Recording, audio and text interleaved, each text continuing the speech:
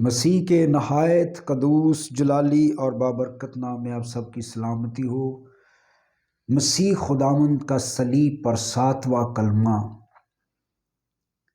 میرے عزیزو، یہ کہا جاتا ہے کہ یسوع مسیح کو صلیب پر نہیں چڑھایا گیا بلکہ اس کا کوئی ہم شکل صلیب پر چڑھا دیا گیا تھا۔ اگر یسوع مسیح کی جگہ پر کسی اور کو صلیب پر چڑھایا جاتا، زبردستی چڑھایا جاتا، اور اسے پتہ بھی نہ ہوتا کہ مجھے صلیب پر چڑھایا جا رہا ہے، اور اتنا ظلم اور اتنا تشدد ہوتا،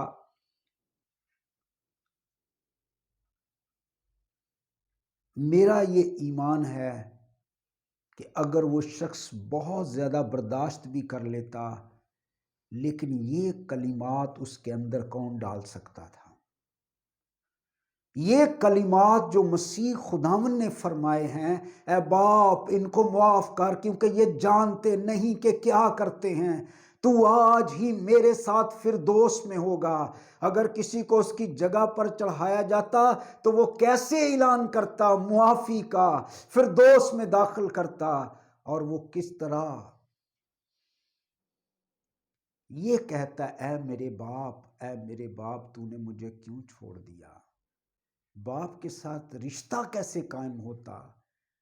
تو میرے عزیزو، یہ کلمات جو ہیں جو یسوع مسیح فرما رہے تھے، وہ صرف الفاظ نہیں تھے بلکہ وہ تلاوت کلام پاک کر رہا تھا، اور وہ یہ ثابت کر رہا تھا کہ میں عام انسان نہیں ہوں، تم مجھے نہیں مار سکتے، تم مجھے قتل نہیں کر سکتے، تمہاری طاقت نہیں ہے، میں خود آیا ہوں۔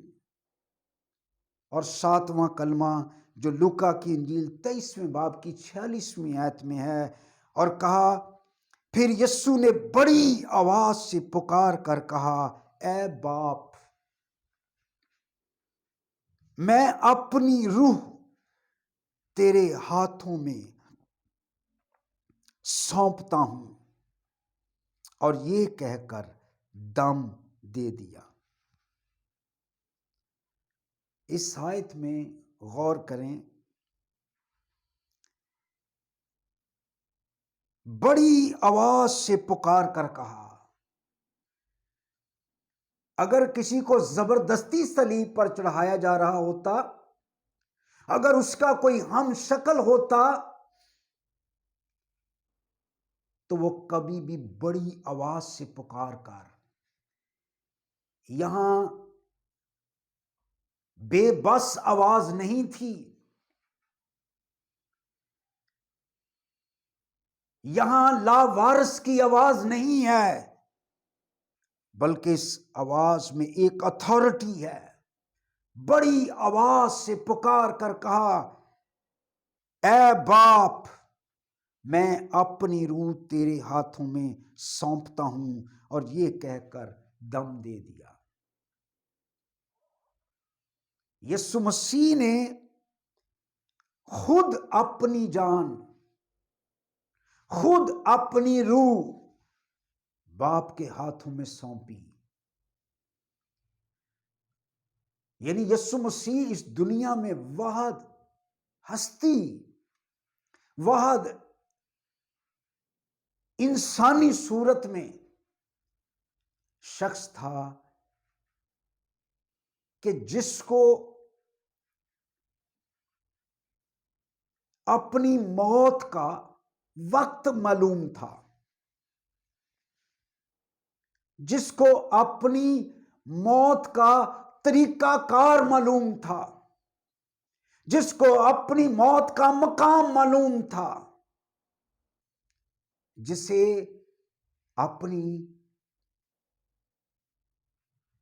موت کا وقت پتا ہو، وقت موت پتا ہو،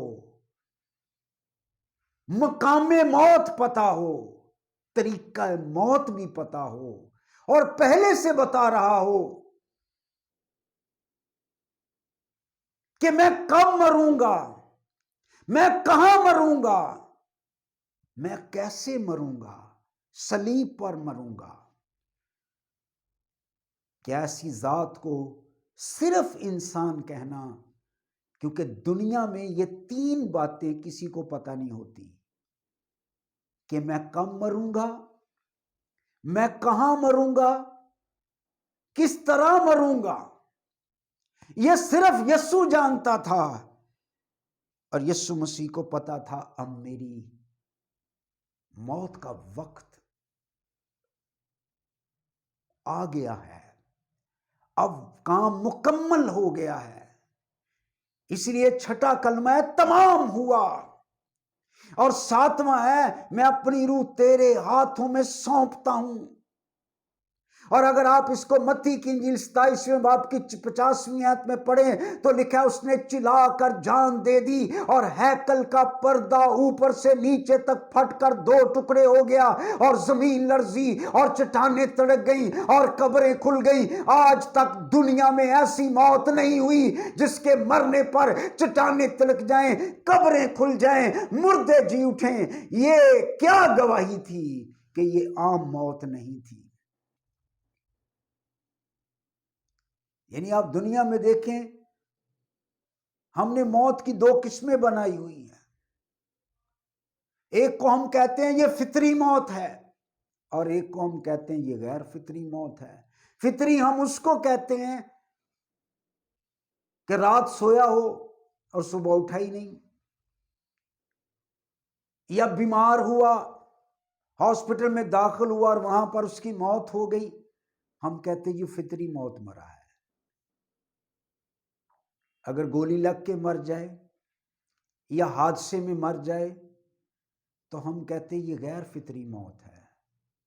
یہ ہماری اپنی انٹرپریٹیشنز ہیں، لیکن بائبل کے مطابق کسی بھی انسان کی موت فطری موت نہیں ہے۔ فطری سے مراد یہ ہے خدا کی مرضی کے مطابق، کیونکہ کوئی انسان خدا کی مرضی سے نہیں بلکہ گناہ کی وجہ سے موت آئی۔ جب خدا نے انسان کو پیدا کیا تو اس نے موت کو پیدا نہیں کیا، بلکہ پہلا گناہ جو آسمان پر ہو چکا تھا، جو لوسیفر نے کیا تھا اور اس کے ساتھ فرشتے گرا دیے گئے تھے، اور خدا نے وہ باغ کے اندر درمیان میں وہ درخت کیا تھا؟ کبھی ہم اس پر بات کریں گے۔ کچھ لوگ کہتے ہیں درخت وہ گندم کا پودا تھا، کوئی سیب کا تھا۔ تو درخت مختصر یہ سمجھیں کہ درخت وہ گناہ جو پہلے سے ہو چکا تھا، یہ اس کی ریکوگنائزیشن تھی۔ خدا نے آنکھیں بند نہیں کی، بلکہ خدا نے مان لیا کہ ہاں گناہ ہو چکا ہے، اور آدم سے کہا کہ اگر تو اس گناہ میں شریک ہوا، اس پھل میں سے کھایا تو تو بھی مرا۔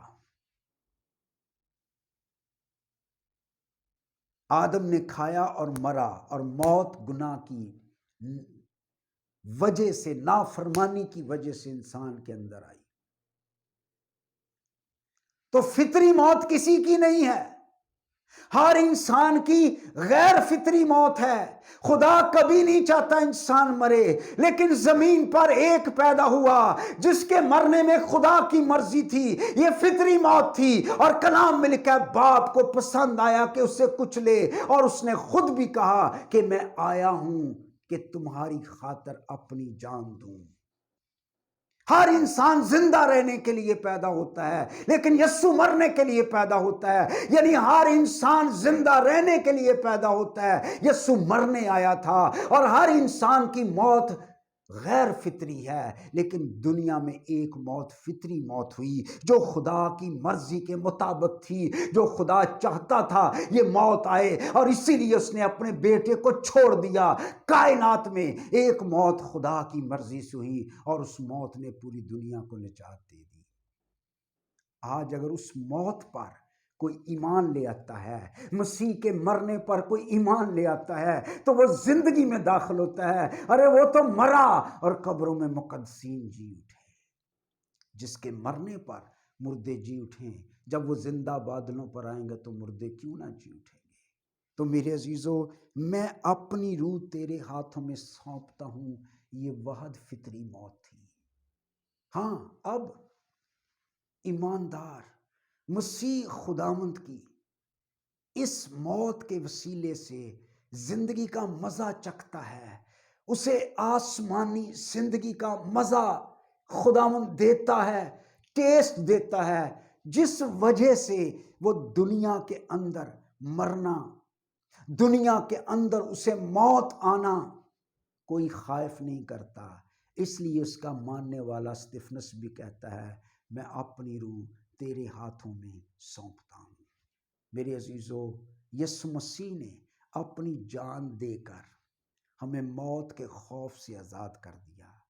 میرے عزیز بہن بھائیو، پلیز ان 40 دنوں میں اس عید سے پہلے ایک کام کریں، ایک اچھا کام کریں کہ مسیح خداوند کی محبت کو، اس کے پیار کو دل سے قبول کریں۔